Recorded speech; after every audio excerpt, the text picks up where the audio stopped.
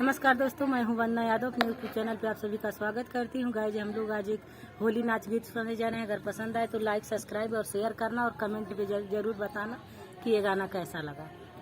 जल कैसे भरी जमुना गहरी, जल कैसे भरी जमुना गहरी, जल कैसे भरी जमुना गहरी, जल कैसे भरी जमुना गहरी। पर्वत से दुई सुंदरी उतर, पर्वत से दुई सुंदर उतर, हाथ लिए दोहरी गगरी। जल कैसे भरी जमुना गहरी, जल कैसे भरी जमुना गहरी, जल कैसे भरी जमुना गहरी।